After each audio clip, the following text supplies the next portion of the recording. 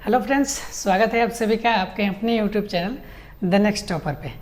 Friends, आज हम लोग जो है कि क्लास 10th वाले ना सब लोग जो है कि देखेंगे अपना अपना कॉपी किताब कहाँ है भाई। बहुत दिन हो गया जो है कि आप लोगों को पढ़े हुए ना, तो कॉपी किताब को निकालेंगे और एक बार जो है कि फिर से जो है कि तैयार हो जाएंगे जो है कि पढ़ने के लिए मेरे साथ। और पूरे जो है कि इसमें जो है कि हर एक चीज़ें जो है कि अच्छे तरीके से जो है कि बताया जाएगा और समझाया जाएगा।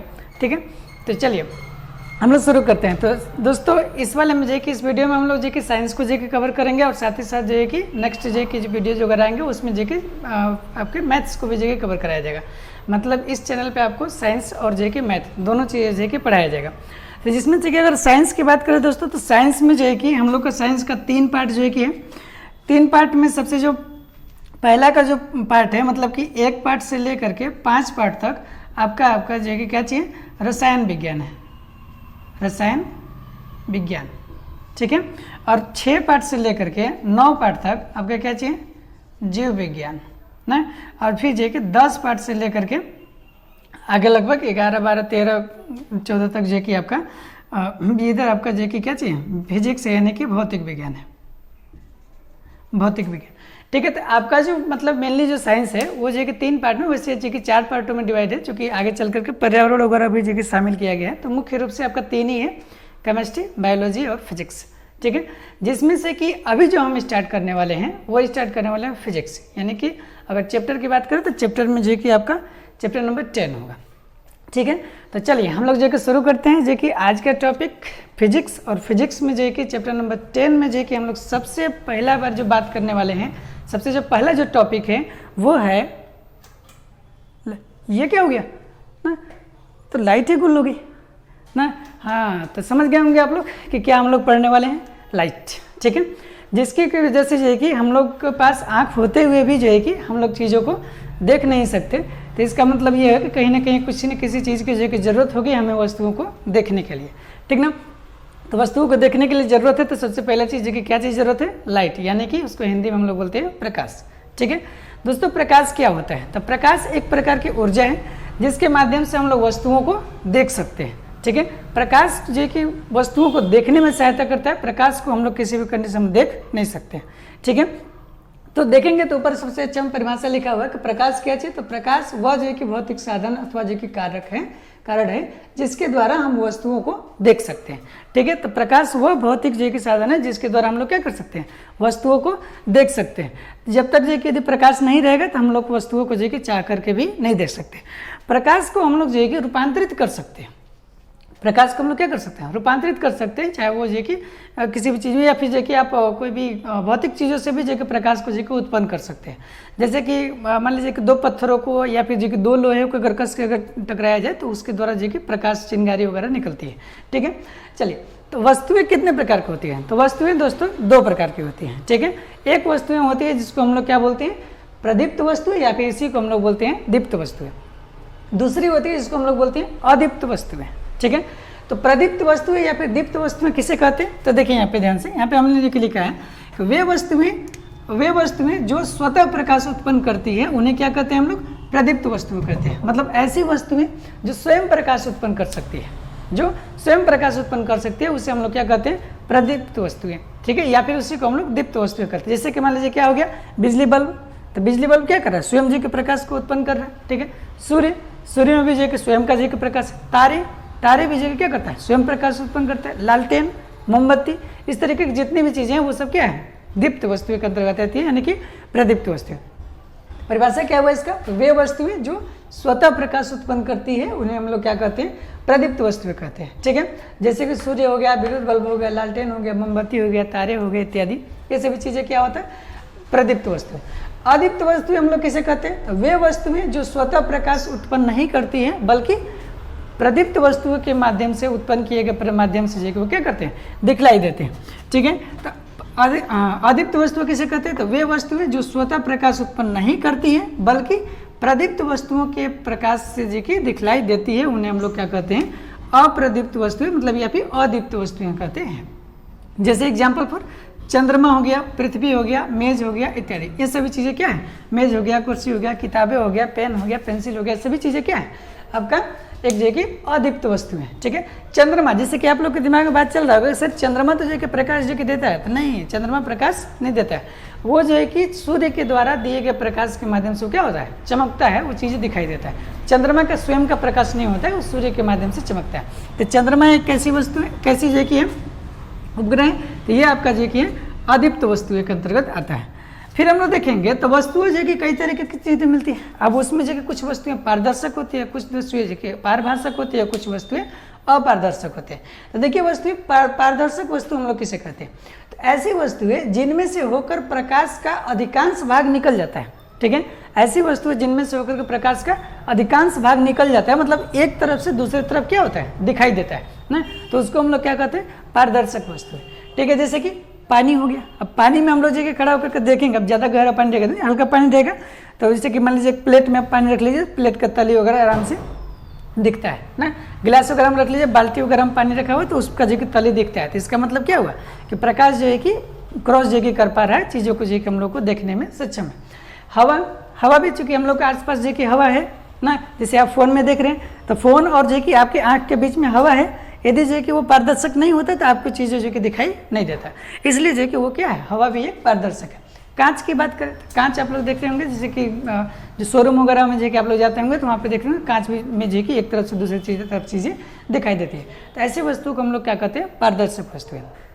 दूसरी पारभाषक वस्तु, ऐसी वस्तुएं पारभाषक वस्तुएं वे वस्तुएं होती है जिनमें से होकर के प्रकाश का आंशिक रूप से निकल पाता है, मतलब बहुत कम नहीं, पूरी तरीके से प्रकाश जो कि एक तरफ से दूसरी तरफ नहीं जा पाता है, तो उसे हम लोग क्या कहते हैं, पारभाषक वस्तु कहते हैं। मतलब इसमें जो कि एग्जाम्पल क्या, घिसा हुआ कांच, जैसे कि कांच ले लीजिए और उसको घिस दीजिए तब बहुत हल्का हल्का से दिखाई देता है, तो वो क्या हो गया हम लोग का, वो हो गया हम लोग का पारभाषक वस्तु है। जैसे कि तेल लगा हुआ जो कि कागज, तेल में मान लीजिए कागज को आप पन्ना पेज ले लीजिए इस तरीके का कोई भी, और उसको जो कि आप तेल में जो कि भिगो दीजिए, तो आप देखेंगे ना तो हल्का हल्का से जो कि दिखाई देगा, तो उसको हम लोग क्या कहेंगे, पारभाषक वस्तुएं, ठीक है। अपारदर्शक वस्तु समझ रहे होंगे, वे वस्तुएं जिनमें से होकर के प्रकाश जो कि प्रकाश का एक तरफ से दूसरी तरफ जो कि बिल्कुल नहीं जा पाता है, तो उसको हम लोग क्या कहते हैं, अपारदर्शक वस्तु। तो वे वस्तुएं जिनमें से होकर प्रकाश बिल्कुल नहीं निकल सकता है, उन्हें हम लोग क्या कहते हैं, अपारदर्शक वस्तुएं कहते हैं। जैसे कि लकड़ी हो गया ना, या फिर जो कि लोहा हो गया, पत्थर वगैरह हो गया, ये सब वस्तुएं कैसी वस्तु हो गए, ये सब वस्तुएं अपारदर्शक के अंतर्गत आती है, ठीक है। चलिए आगे हम लोग बात करते हैं किरण पुंज के बारे में। तो प्रकाश किरण पुंज हम लोग किसे कहते हैं, तो एक ही दिशा में जो कि चलने वाले किरणों के समूह को हम लोग क्या कहते हैं, किरण पुंज कहते हैं। तो चूंकि किरण जो है कि किरणों का एक समूह जो है कि चलते रहते हैं, उसको हम लोग क्या कहते हैं, किरण पुंज कहते हैं, ठीक है। ये किरण पुंज जो है कि 3 प्रकार के होते हैं, एक होता है अभिसारी, एक होता है अपसारी और एक होता है समांतर, ठीक है। देखिए दोस्तों, अभिसारी क्या होता है, अभिसारी कहने का मतलब आप समझ लोगे, अभिसारी कहने का मतलब ये होता है कि जब कई प्रकाश किरणों का एक समूह जो है कि एक ही बिंदु पर मिलता हुआ प्रतीत हो, जब प्रकाश किरणें जो है कि एक ही बिंदु पर मिलता हुआ प्रतीत हो, तो उसको हम लोग क्या कहते हैं, अभिसारी वस्तुएं कहते हैं। जैसे कि यदि सभी प्रकाश किरणें एक ही बिंदु पर मिल रही हों तो इसे हम लोग क्या कहते हैं, अभिसारी किरण पुंज हम लोग कहते हैं। जैसे कि जितने भी प्रकाश किरणें सभी क्या कर रहे हैं, एक ही बिंदु पर मिल रहे हैं। अपसारी किसे कहते हैं, तो जब जो है कि प्रकाश किरणें अप हो रहा हो, अप कहने का मतलब क्या हुआ कि प्रकाश किरणें जो है कि एक बिंदु से निकलता हुआ प्रतीत हो, एक बिंदु से क्या हो, निकलता हुआ प्रतीत हो, तो उसको हम लोग क्या कहेंगे, अपसारी वस्तु। मतलब यदि प्रकाश की किरणें किसी एक ही बिंदु से फैली हुई प्रतीत हो या फिर निकलती हुई प्रतीत हो, तो उसी को हम लोग क्या कहते हैं, अपसारी जो कि किरण पुंज कहते हैं। जैसे कि यहाँ पे एक बिंदु है, बिंदु मान लेते हैं कि ये बिंदु O है और इस बिंदु से प्रकाश किरणें जो कि निकल रही है, एक बिंदु O है जिस पे कि प्रकाश किरणें केंद्रित हो रही है, ठीक है।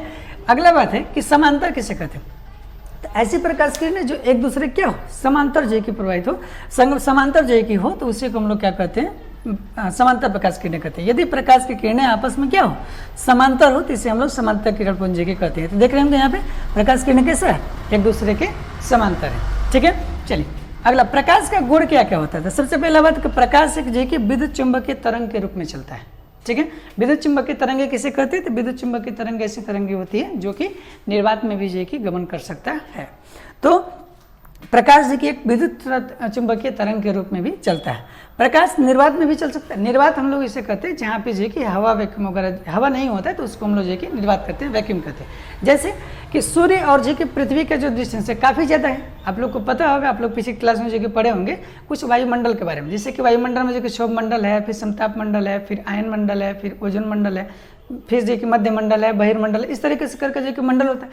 तो आप जैसे ही जो कि बहिर्मंडल में जाएंगे तो बहिर्मंडल में जाने के बाद जो है कि एटमॉस्फेयर जो कि खत्म हो जाता है, वायुमंडल आपका खत्म हो जाता है। जब वायुमंडल खत्म हो जाता है तो ऊपर क्या है, तो ऊपर आपका निर्वात है। तो प्रकाश चूंकि बहुत दूर से आ रहा होता है, सूर्य से आ रहा होता है, तो मतलब वहाँ से वो जो कि आ रहा होता है, तो मतलब ये हुआ कि प्रकाश जो कि निर्वात में भी चल सकता है। जैसे कि अगर ध्वनि की हम लोग बात करें साउंड का, तो ध्वनि जो है कि निर्वात में नहीं चल सकता है, ठीक है। जैसे कि मान लीजिए कभी हम जैसे कि यहाँ पे बोल रहे हैं, अगर जो है कि यहाँ पे अगर निर्वात यदि कर दिया जाए तो यहाँ से हम जो भी चीज़ें बोलेंगे सिर्फ आपको दिखेगा कि लिप सिंच हो रहा है, मतलब कुछ जो है कि बोला जा रहा है लेकिन आप लोग के पास जो कि आवाज़ पहुँचेगा नहीं, ठीक है। तो उसको हम लोग क्या कहते हैं, निर्वात। जैसे कि इसका आप एग्जाम्पल एक भी देखते होंगे, जैसे कि मान लीजिए सपोज आप गाड़ी में बैठे हो, बंद गाड़ी में, तो आप अंदर से कुछ भी आप बोलिए या फिर बाहर से कोई भी व्यक्ति कुछ आपको बोलता है तो आपको सुनाई नहीं देता। उसके लिए आपको क्या करना पड़ता है, शीशा ऑन मतलब नीचे करना पड़ता है, तब चीज़ें देखकर सुनाई देता है। क्योंकि ध्वनि को चलने के लिए माध्यम की आवश्यकता होती है, लेकिन प्रकाश को चलने के लिए माध्यम की आवश्यकता नहीं होता। आप कितना हो शीशा लगा दीजिए ना, आप टॉर्च जलाएंगे तो अंदर चला जाएगा। अब ऐसा नहीं कि देखिए शीशा लकड़ी का लगा देंगे, मतलब अगर मान लीजिए कि उस तरीके का वो पारदर्शक होना चाहिए तभी जाके प्रकाश के अंदर जाएगा।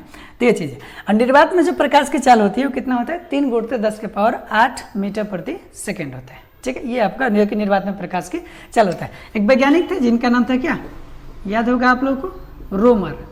क्या वैज्ञानिक का नाम था, रोमर। एक रोमर नाम के जो कि साइंटिस्ट थे जिन्होंने जो है कि प्रकाश की जो कि स्पीड को मापा था, और स्पीड कितना मापे थे, तो 3 × 10⁸ मीटर प्रति सेकेंड।